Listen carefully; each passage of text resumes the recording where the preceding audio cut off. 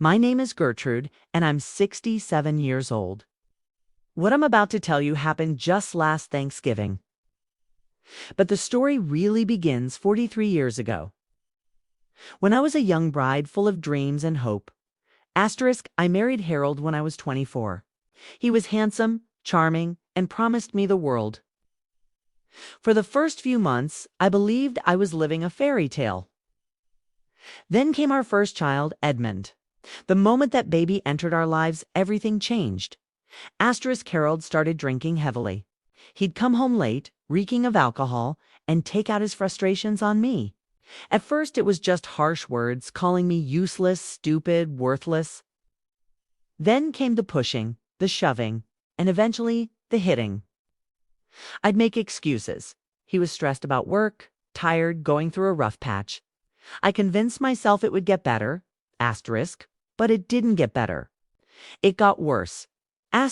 When Edmund was 3, Harold hit me so hard I ended up in the hospital with a broken rib. The nurses asked questions, but I lied. I said I fell down the stairs, was too ashamed, too scared, too convinced that somehow this was my fault. Then came Martha, my daughter, 2 years later. I thought having another child might soften Harold, might bring out his gentle side. Instead, it seemed to fuel his anger even more. He resented the crying, the sleepless nights, the extra expenses. He blamed me for everything. For 25 years, I endured this nightmare. 25 years of walking on eggshells, of covering bruises with makeup, of making excuses to neighbors and family. I became an expert at hiding the truth, at pretending everything was fine when my world was crumbling. The children grew up witnessing this horror. They saw their father's rage, their mother's fear. Edmund became angry and rebellious, following in his father's footsteps. Martha became withdrawn and timid, afraid of her own shadow. I tried to protect them, but how could I when I couldn't even protect myself? If you're finding this story compelling so far, please consider hitting that subscribe button. It helps me share more of these important stories with others who might need to hear them. When Edmund turned 18, he left home without a word, just packed his bags one night and disappeared. I didn't hear from him for months. Martha followed suit at 16, running away with a boy she barely knew. I was left alone with Harold, and his anger intensified. With no children to witness his behavior, he became even crueler. The breaking point came on a cold December night when I was 51. Harold came home drunk, angrier than I'd ever seen him. He accused me of hiding money from him, of planning to leave him. The beating that followed was so severe that I genuinely thought I might die. As I lay there on the kitchen floor, blood trickling from my mouth, something inside me finally snapped. The next morning while Harold was at work, I packed a single suitcase and walked out of that house forever. I had nothing, no money, no job, no place to go. I hadn't worked in over 25 years. I had no skills, no confidence, no idea how to survive on my own. I spent the first 3 nights in a women's shelter, crying myself to sleep, wondering if I'd made a terrible mistake. But slowly, with the help of counselors and social workers, I began to rebuild my life. I got a job cleaning offices at night. It wasn't much, but it was honest work. And for the first time in decades, I felt a sense of pride. I rented a tiny studio apartment in a rough neighborhood. It wasn't much, but it was mine. And more importantly, it was safe. The hardest part was the loneliness. My children wanted nothing to do with me. In their eyes, I was the woman who had allowed their childhood to be destroyed. They blamed me for not leaving sooner, for not protecting them better. I understood their anger, but it broke my heart nonetheless. Years passed. I worked multiple jobs, cleaning, waitressing, anything I could find. I lived frugally, saved every penny I could. Slowly, I built a small but stable life for myself. I made friends at work, joined a book club at the local library, Started volunteering at the animal shelter on weekends. Asterisk, when I turned 60, I allowed myself a small celebration. Dinner at a nice restaurant, something I'd never been able to do before. As I sat there alone, eating my meal and watching families laugh together at nearby tables, I felt both proud of how far I'd come and deeply sad about what I'd lost. Asterisk, I tried reaching out to my children over the years. I sent birthday cards, Christmas, gifts, letters, explaining my side of the story. Edmund would occasionally respond with angry phone calls, blaming me for ruining his life. Martha simply ignored everything I sent. Asterisk, asterisk, asterisk for those following along with this journey. Don't forget to subscribe to hear how this story unfolds, because what happens next will shock you. Asterisk, asterisk, asterisk, 3 years ago. Harold died of liver failure. The drinking had finally caught up with him. I felt ... nothing. No sadness, no relief, just emptiness. I attended the funeral, standing in the back, watching my children mourn the father who had terrorized our family. They still wouldn't speak to me. Asterisk, last year I was diagnosed with arthritis in my hands and knees. The doctor said it was likely from years of stress and physical trauma. My body was finally showing the scars of what I'd endured. I had to cut back on work, which meant tightening my already tight budget even further. Asterisk, as Thanksgiving approached. This year I did what I'd done for the past 15 years. I volunteered at the local soup kitchen.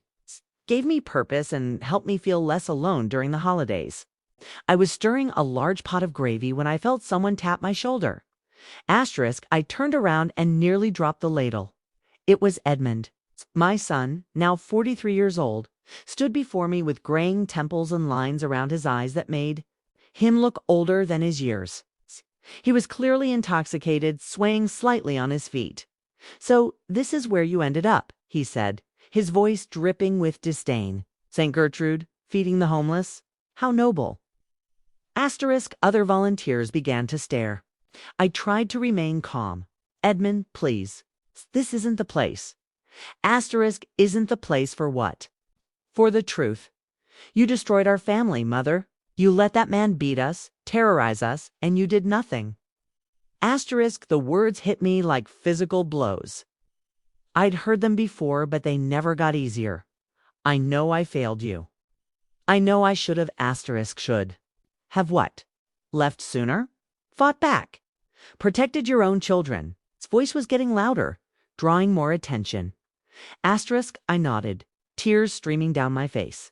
"Yes, you're right. I should have been stronger. I should have." Asterisk, asterisk.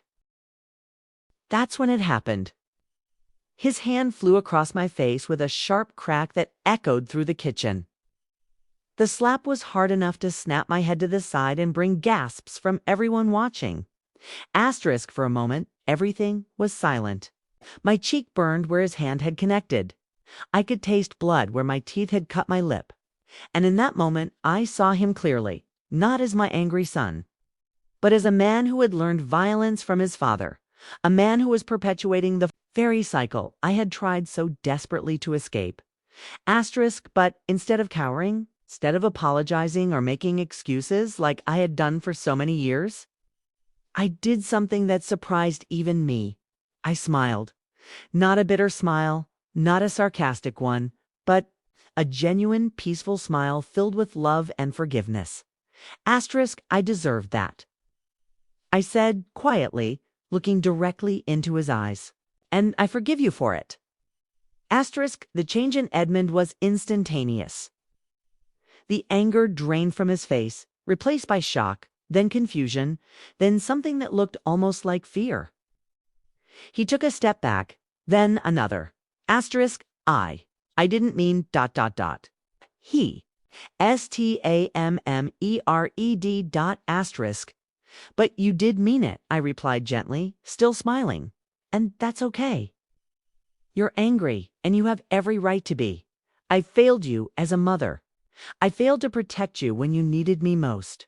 I let fear control me, and you paid the price." Asterisk, he was staring at me as if he'd never seen me before. The other volunteers were frozen, unsure whether to intervene or give us space. Asterisk, but Edmund. I continued, my voice steady and warm.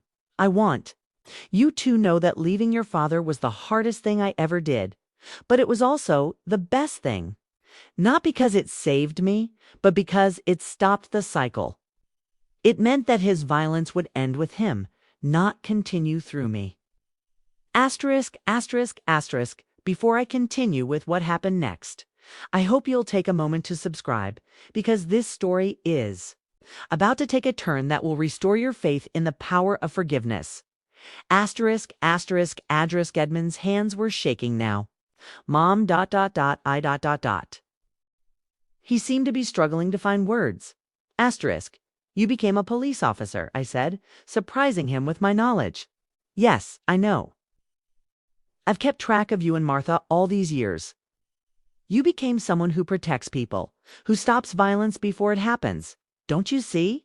Despite everything, despite the pain and the anger, you chose a different path than your father. Asterisk, tears were streaming down his face now. But I just ... I just hit you, just like he did.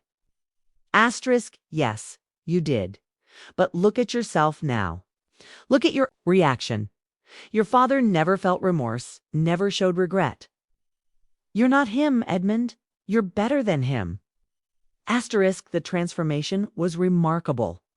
This angry, violent man who had walked into the kitchen minutes earlier was crumbling before my eyes, revealing the hurt little boy underneath. Asterisk, I have 2 children, he whispered. A boy and a girl. And sometimes when they make me angry, I can feel his rage rising up in me. It terrifies me. Asterisk, but you fight it, I said, stepping closer to him. That's the difference. You recognize it and you fight it. That makes you stronger than both your father and me. Asterisk, he collapsed then, right? There in the middle of the soup kitchen, falling to his knees and sobbing like the child he'd once been. I knelt beside him, ignoring the pain in my arthritic joints, and wrapped my arms around him for the first time in over 20 years. Asterisk, I'm sorry, Mom, he whispered over and over. I'm so sorry, asterisk. I know, sweetheart. I know. Asterisk, we stayed like that for several minutes, both of us crying, both of us releasing decades of pain and anger and regret. The other volunteers respectfully gave us space, continuing their work around us, asterisk, when we finally stood up. Edmund wiped his eyes and looked at me with something I hadn't seen in his face since he was a small child. Love, asterisk, will you, ... would you like to meet your grandchildren? He asked hesitantly. Asterisk, the question took my breath away, more than anything in the world. Asterisk, he pulled out his phone and showed me pictures. Sarah, age 8, with my own dark hair and serious eyes. And little Harold, named after his grandfather before Edmund knew the full truth. Age 5, with a gap-toothed grin that reminded me of Edmund at that age, asterisk. They know they have a grandmother, he said. But I told them you lived far away. I couldn't bring myself to tell them the truth. Asterisk, what will you tell them now? Asterisk, he thought for a moment. The truth. That their grandmother is a strong woman who made difficult choices and learned from her mistakes. That she's someone they can be proud to know. Asterisk, over the next few hours, as we continued serving Thanksgiving dinner to those in need, Edmund and I talked more than we had in his entire adult life. He told me about his struggles with anger, his fear of becoming like his father, his job as a police officer, and how it had taught him about the cycle of violence. Asterisk, I told him about the years after I left, about the therapy, the support groups, the slow process of learning to forgive myself. I told him about the nights I'd cried myself to sleep, missing him and Martha, wondering if I'd made the right choice. Asterisk, you did make the right choice, he said firmly. I hated you for it at the time, but you did. If you'd stayed, if you'd kept enabling him, we all would have been destroyed. Asterisk, as the evening wound down and we began cleaning up, Edmund asked, what about Martha? Do you think she ever... Asterisk, Shook my head sadly. I don't know. She's built walls that might be too high to climb over. But maybe, if she sees that you and I have found our way back to each other, maybe there's hope. Asterisk, before he left that night, Edmund hugged me tightly. I love you, Mom. I never stopped loving you, even when I hated you. Asterisk, I know, sweetheart. I love you too. Asterisk, the next morning, Edmund called me. Would you like to come for Christmas dinner? The kids are excited to meet their grandmother. Asterisk, I couldn't speak for a moment, overwhelmed by the invitation I'd dreamed of for so many years. Yes, I finally managed. I'd love that more than anything. Asterisk, Christmas Day was magical. Sarah was shy at first, but warmed up quickly when she discovered I knew how to braid hair and make paper dolls. Little Harold climbed into my lap within the first hour and declared me the best grandma ever.